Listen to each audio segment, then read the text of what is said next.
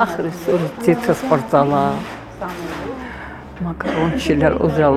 տանի։ Երեխաների ձեռքը բռնած գալիս եւ ծանր տոպրակներով տուն են գնում Էջմիածնում ապրող արցախցիները։ Գրանցվել էի պատահական եկա, իմացա որ տալիս են շնորհակալություն, մեծ օգնություն է, փաստորեն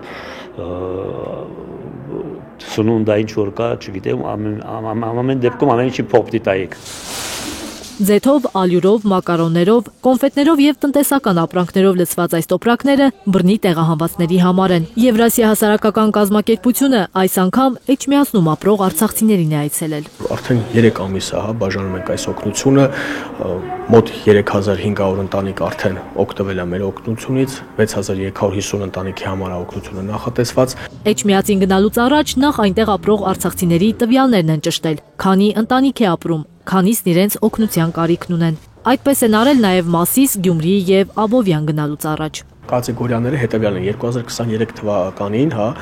բռնի տեղահանված մեր արցախցիների առաջին կարգի հաշմանդամություն ունեցող պատերազմում կորցրած, զավակ, սպա, ամուսին 2023 թվականի պայթունի հետևանքով, բենզինի պայթունի հետևանքով մեր արցախցիների, պատերազմում վիրավոր ստացած մեր արցախցիների եւ նաեւ բազմազավակ ընտանիք ունեցող արցախցիների, որտեղ կան 3 եւ ավելի անչափահաս երեխաներ։ Շատերն ունեն այդ աջակցության կարիքը, ասում են Հայաստանում դժվար են աշխատանք գտնում, մինչդեռ տան վարձ պետք է վճարեն։ Արցախցիների մեծ մասը պետությունից աջակցություն չի ստանում։ Ստացողներն էլ ասում են, չի բավարարում կառավարության տված գումարը։ Այս կազմակերպության մասին լսել եմ, զանգահարել են,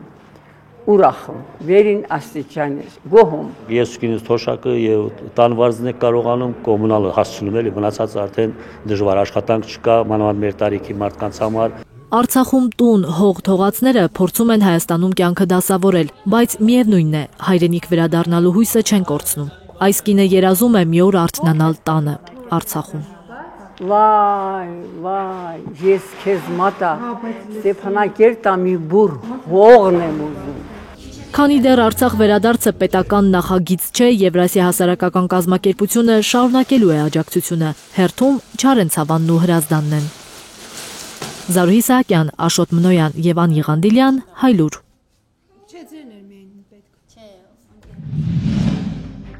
Հայաստանում եւ աշխարհում տեղի ունեցող իրադարձությունների մասին առաջինը իմանալու համար բաժանորդագրվեք մեր ալիքին, սեղմեք զանգակը, որ բաց չթողնեք, ամենակարևորը, ամենահրատապն ու հետաքրքիրը։